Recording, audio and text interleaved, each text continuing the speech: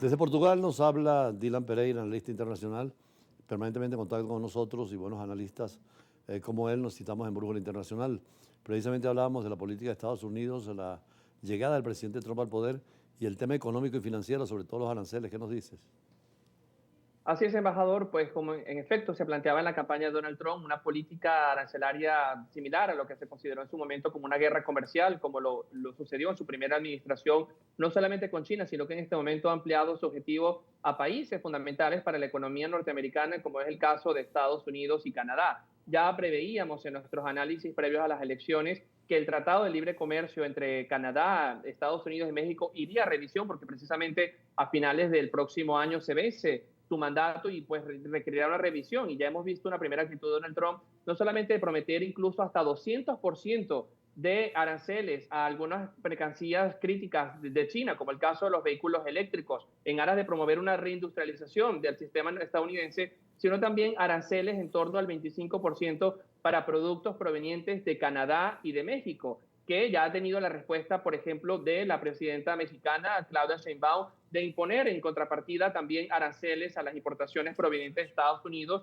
ante una escalada que podría llegar a tocar áreas sensibles del comercio binacional en una relación fundamental, no solamente para Norteamérica, sino también para la región del Pacífico, como quedó plasmado en la última cumbre de APEC en Lima. Y por otro lado también está el tema de los europeos, donde Trump pues le disgusta esta balanza de superávit para los europeos. Recordemos que Estados Unidos es el mayor socio comercial de Europa. El año pasado Europa exportó casi 500 mil millones de euros a los Estados Unidos e importó 350 mil millones aproximadamente. Es decir, todavía con superávit a favor de Europa en torno a los 150 mil millones de euros. Y esta es una situación que para Trump es intolerable dentro de esta visión de la política exterior y comercial de America First, de América Primero, por lo que podremos ver una situación muy tensa y existe un temor incluso de recesión en los mercados el próximo año ante esta actitud proteccionista insistente por parte de la administración de Donald Trump. Ahora, cuando se habla de China y la línea de Trump, que además puede ser diferente a la del presidente Biden, ¿por qué China hoy en el escenario mundial,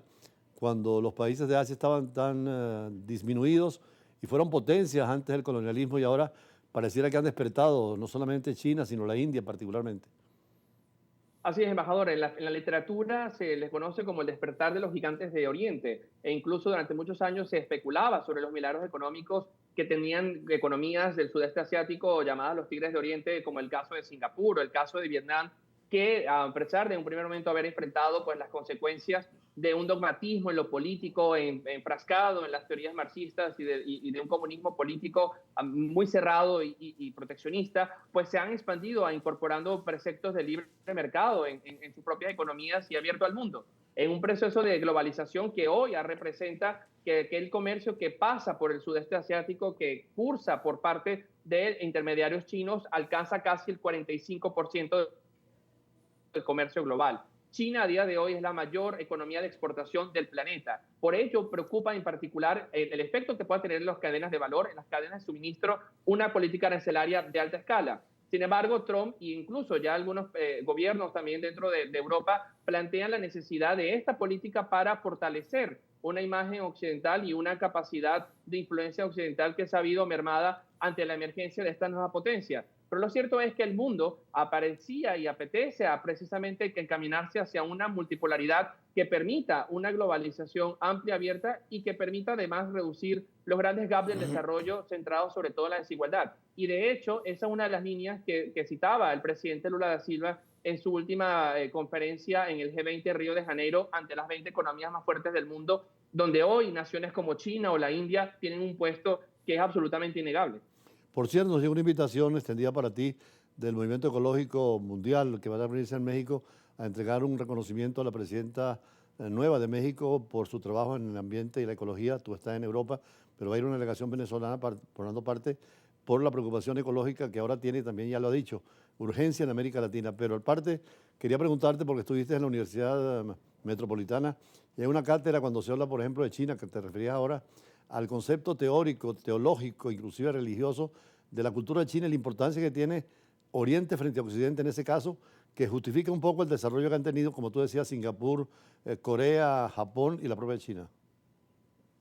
Sí, bueno, ahí hay un fundamento filosófico, embajador, que es parte precisamente de la fortaleza que reside en lo comunitario. Y esto es una filosofía que se ha aplicado a nivel empresarial, incluso que marca los sistemas político-administrativos de estos países. Y ahora que hacía referencia al cambio climático, embajador, es importante recordar que Claudia Sheinbaum perteneció al grupo de expertos del panel intergubernamental sobre cambio climático de Naciones Unidas, al que se le fue conferido el premio Nobel. Y precisamente ha sido gran parte de su trayectoria académica y política relacionada al cambio climático, que hoy además pende un hilo, embajador. Los resultados de la COP29 en Bakú, en Azerbaiyán, han sido muy inferiores a los esperados. Se planteaba una línea de financiamiento climático en torno a $1 trillón anuales y las grandes potencias han comprometido a 300.000 millones de financiamiento anual, pero sin meta específica asignada para cada país, lo que ha sido una gran decepción para la comunidad de activistas climáticos a nivel global, sumado además a esta actitud negacionista a la que podría enfrentarse el mundo por parte de la administración de Donald Trump, y que además empieza a tener voces y correlatos en muchos países y que tendrá consecuencias inimaginables para el llamado sur global, donde además los bancos multilaterales tienen un papel fundamental, y lo ha confirmado esta disposición de aumentar su financiamiento a casi 120.000 millones de dólares anuales extras por parte de entidades como el Banco Mundial y el Fondo Monetario. Pero allí la persistencia de la sociedad civil y la comprensión de este mundo que se ha transformado, que se enfrenta a una metamorfosis, es fundamental en todos estos escenarios. Bueno, muchísimas gracias a Dylan Pereira, invitado permanente de Brújula Internacional. Volverás a Caracas pronto, después de una gira de estudios por Europa. Y desde Portugal deseamos pronto regreso. Y seguimos con otros invitados en la tarde de hoy, siempre en el campo de lo internacional. Ya regresamos.